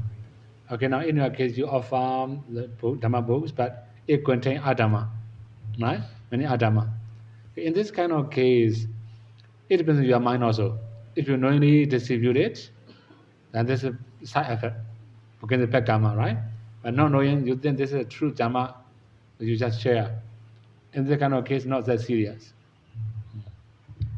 Jadi kalau dalam kasus yang ini ya, yang cetak buku, kan bukunya itu katanya dalam mengandung isinya bukan dhamma ya, tapi tergantung niat. Kalau misalnya niat Anda sebelumnya sudah tahu kalau dalamnya ini bukan dhamma, tapi Anda masih mencetak buku ini, maka itu nanti hasilnya tidak baik gitu.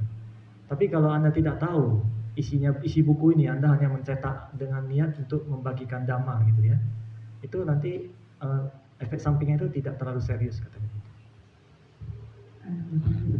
Okay, now question here.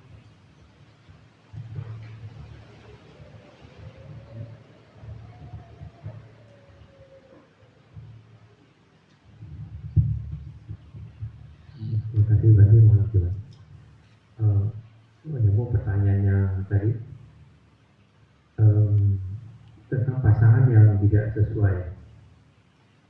Kadang dalam masyarakat ada pandangan hubungan suami istri itu adalah hutang karma. Jadi ada hutang karma di kehidupan lampau sehingga harus bertemu di kehidupan ini, walaupun terjadi penderitaan dalam rumah tangga itu salah satu ataupun yang menyeleweng kehidupannya tidak bahagia. Nah, bagaimana pandangan yang sebenarnya, Bante?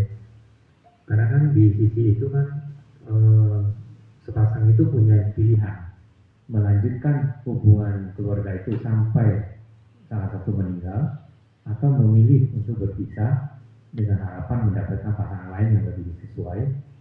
Bagaimana pandangan hal ini terkait dengan hukum karma ya, kama yuni, kama badu, kama patisarana.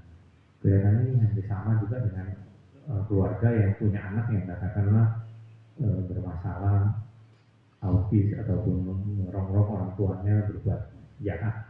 Bukankah orang tua itu juga harus menanggung sampai anaknya menjadi baik? Pandangan yang seharusnya kita lakukan seperti apa? So he asked about the couple that not happily live together. Is it because maybe we can say they have a debt in karma in previous life? Debt karma in previous life. So in this life they must meet together again, and one must be suffering like that.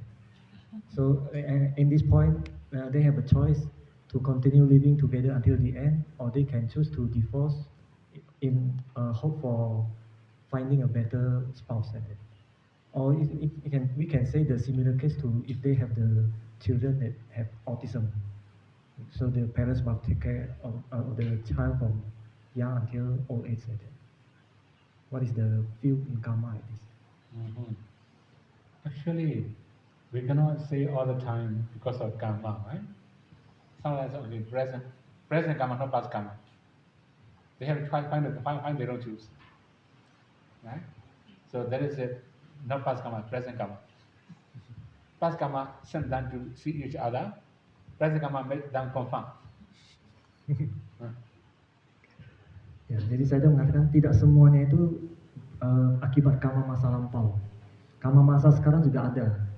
Jadi karma masa lampau yang membuat mereka ketemu, tapi karma masa sekarang pilihan mereka yang mereka berjanji untuk bersama gitu. So okay, if we say briefly, right, all the past karma are waiting for present action. All the past karma are very bad. If we have good action in the present life, all the bad karma cannot that much affect seriously. If we have bad karma in the past, we also have bad karma in this present life, it will be more serious. Jadi kalau disimpulkan ya, semua karma dari kehidupan masa lampau kita itu menunggu aksi pilihan kita di sekarang ini, kehidupan sekarang ini. Jadi kalau kita sudah punya buah karma masa lampau dan kemudian di kehidupan yang sekarang kita juga melakukan karma yang buruk, maka itu hasilnya akan buruk banget gitu. Tapi kalau kita di kehidupan sekarang ini kita melakukan hal yang baik, maka buah yang karma dari masa lampau itu tidak terlalu buruk akibatnya gitu. Jadi ada pilihan kita di kehidupan ini. Okay. Okay. One question here.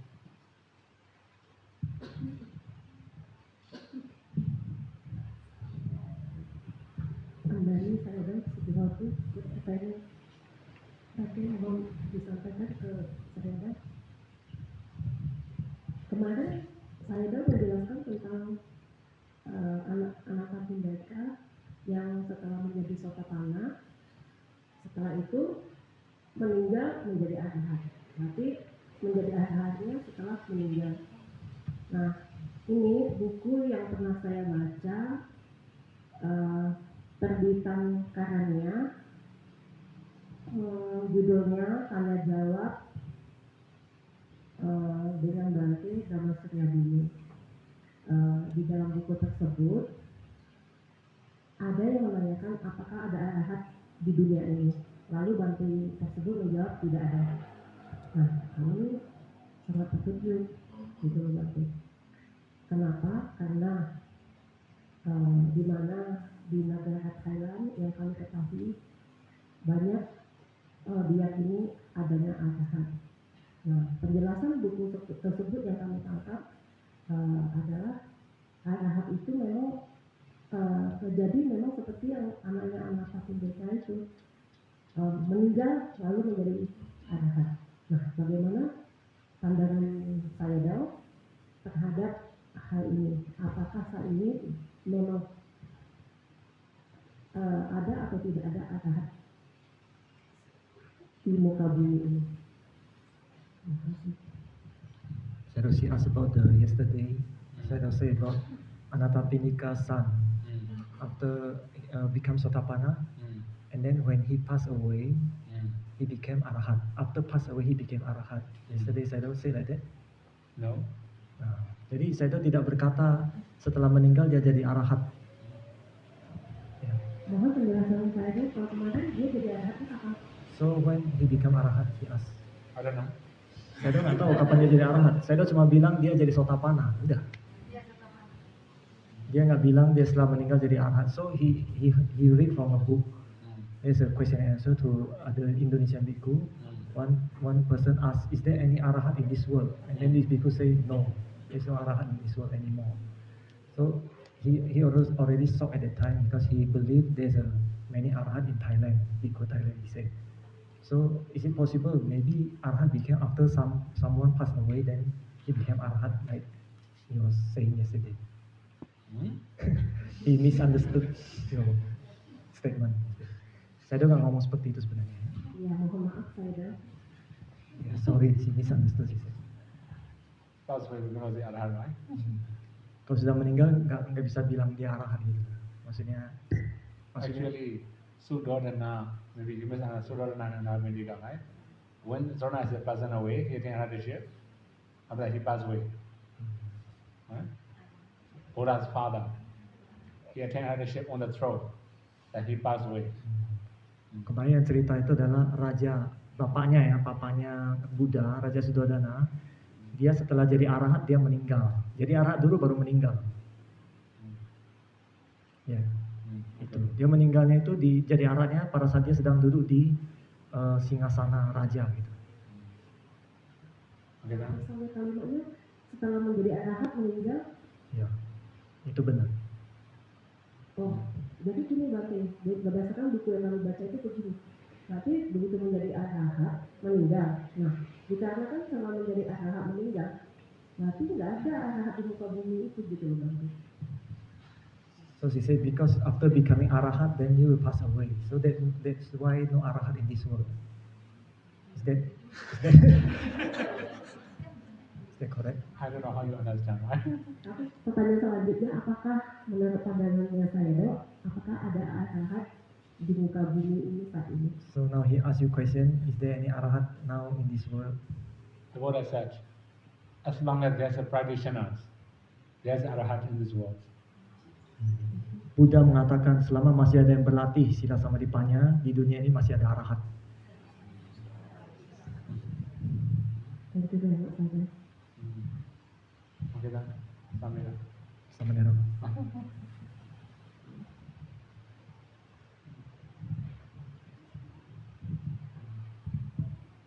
Bante, tolong translate perihal sama sila tadi. Itu dilihat dari kualitas pasangannya jalanan sila, dalam artian waktu mungkin bisa jadi gak sama Bante. Jumlah silanya, anggaplah suaminya 8 sila, istrinya 5, atau misal suaminya jadi biku, istrinya jadi syai. Itu dilihat dari kuantitas sila yang mereka observe atau kualitas, maksudnya kayak keteguhan waktu jalani. So he asked about the samasila between male and female in samana life. The quality is different. Quantity of sila is different. For example, if a the husband become bhikkhu, then the sila is 237. And if they become silent, only 10. So we can say that samasila of the quality of the sila. Actually, we cannot say 10 also. Right? For example, Sikya rules. If Sally can follow Sikya rules, then this also possible, right? Similarly, there's the Kanakavata, duties. So if Sally can do the duties, her own duties in the monastery, those can be considered as a Kanakavata, right? That is why it depends on how she practices morality. We can say they can be equal, right? Ya, jadi bukan dari jumlahnya ya. Tapi menurut saya tadi saya udah bilang bukan cuma 10 aja. Kalau mereka melatih Sekya juga sudah lebih dari 70-an ya. Kemudian ada tadi Wata juga dilatih ya. Jadi yang penting adalah bagaimana dia menjalankan sila itu. Seberapa teguhnya itu ya. Seberapa kuatnya dia tidak melanggar sila itu. Gitu. Okay.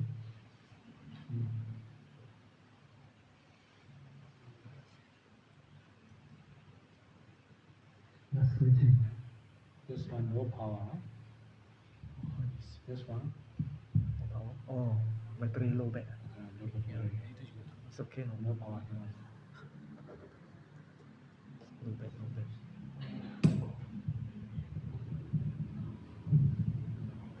Last question. Okay. Okay. Nanti saya ada nanti Kristen tadi. Sekarang melanjutkan pertanyaan saya yang tadi mengenai penerbitan buku.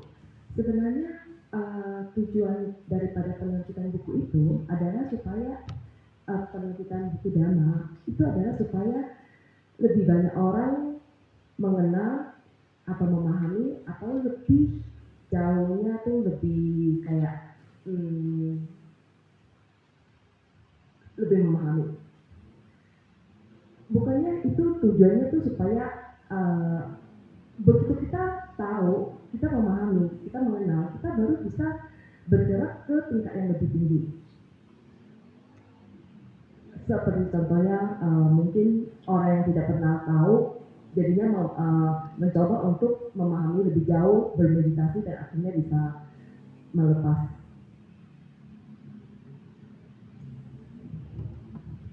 So she asked about the book, the Dhamma book.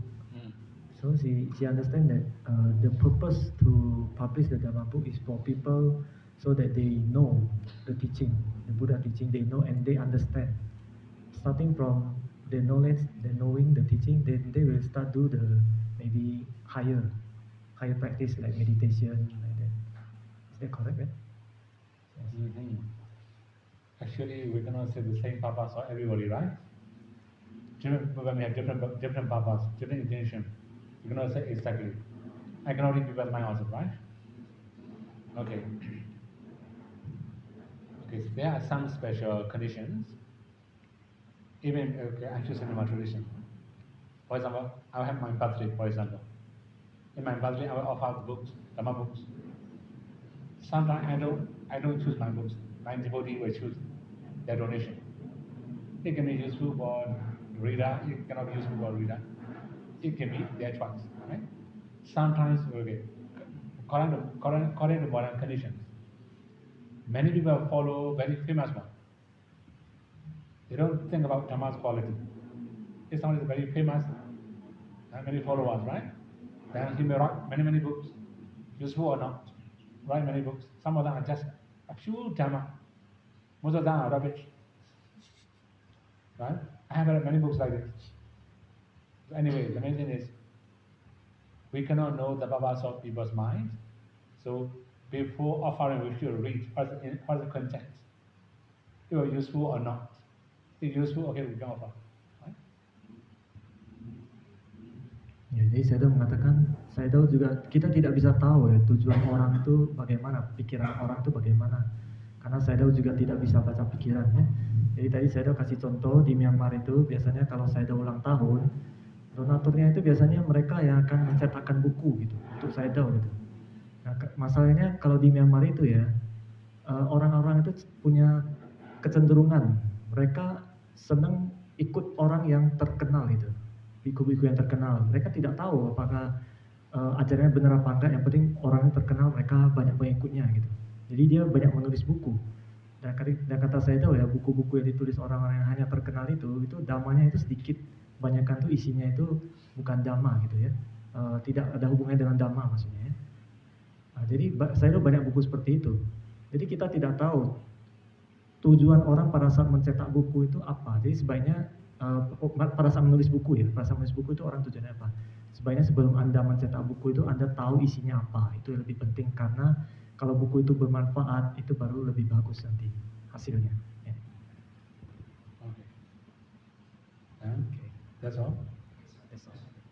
Okay. Anything? Any question? One more question. One more question? Okay. Oke, saya kasih tanya terakhir.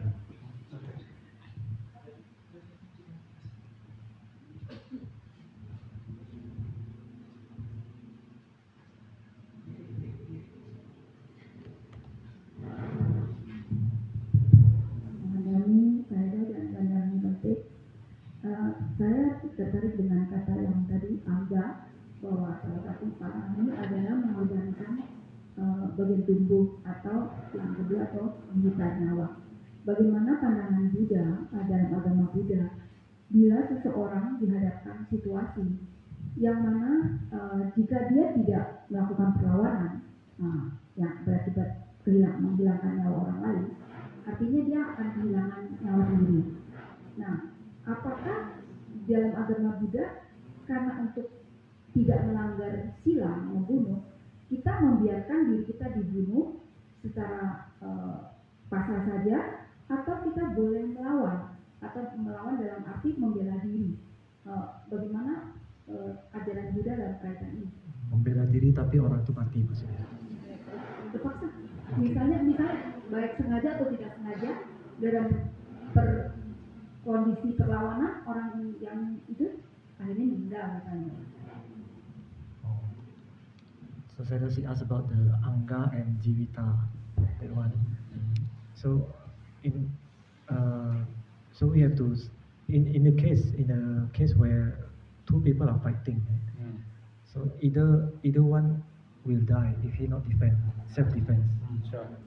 So he has a choice that he will defend his own life or he will fight back. But if he fight back, maybe he can accidentally kill this person. So what is the view in Buddhism? Is it killing or not? While self-defense. Okay, one more thing, right? In the case of Bhikkhu Patimokkha, okay, that means we just defend ourselves, but by accident somebody died, it's not parajika. Okay? It doesn't mean it's not Panatipata also. Right? So that means, okay, according to the law, criminal law also, when you defend, by accident somebody died, it's not killing.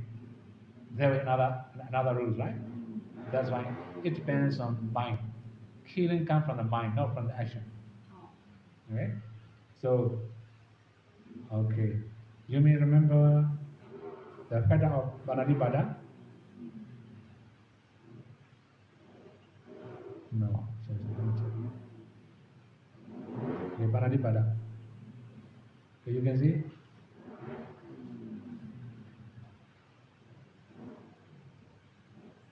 Five factors of killing here, right? Okay, you can pass it. Oke. Ya, jadi saya sudah mengatakan tadi ya, kalau kita membela diri, tapi kemudian secara tak sengaja ya orang itu meninggal. Itu kalau dalam biku ya, untuk biku kalau seperti itu tidak parajika. Tapi bukan berarti itu bukan panatipata gitu. Itu tergantung dari niat kita pada saat kita membela diri. Apakah ada niat terselip sedikit nggak pengen orang ini mati gitu? Ada sedikit aja itu sudah panatipata gitu. Jadi kalau seperti itu, kalau dalam hukum ya, hukum masyarakat, mungkin ada mereka hukumnya kalau membela diri itu meskipun orang itu meninggal kita membela diri itu nggak apa-apa. Ada beberapa negara hukumnya seperti itu ya, tidak dihukum. Tapi kalau kita lihat dari faktor panatipata ada 5 ya, faktor pembunuhan. Yang pertama itu ada makhluk hidup, ya, yang pertama. Kemudian yang kedua seseorang ya, artinya kita itu tahu kalau ini adalah makhluk yang hidup, makhluk yang hidup ya. Yang ketiga, ada niat untuk membunuh, meskipun sedikit ya, sekilas ada niat untuk membunuh. Yang keempat, ada usaha melakukan pembunuhan itu. Dan yang kelima, makhluknya itu mati. Nah, kalau 5 faktor ini ada semua, itu termasuk pelanggaran panatipata. Okay. Dalam perbuatan tidak sengaja kaki tusuk bunuh tidak ada niat kan, itu termasuk tidak termasuk faktor. Yeah, so she asked again, so while self-defense, and then he moved the arms or something without the intention to kill, but this man accidentally killed. It's not panatipata. It's not panatipata, sure. Yeah. Okay. Okay, finish it. Okay, now Okay, finish. you can share mirror, right? Okay.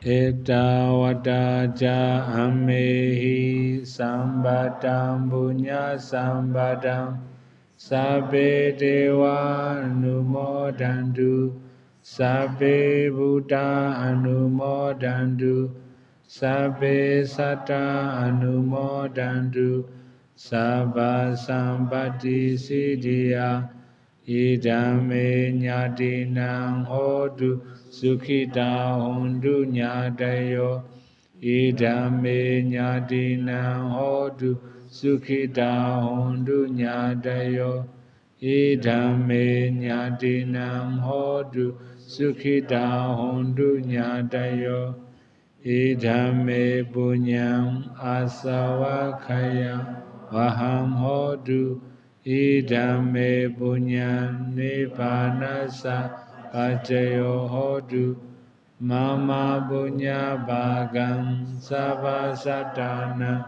bhajemi te sabe me sama punya bagam lavandu sadu sadu sadu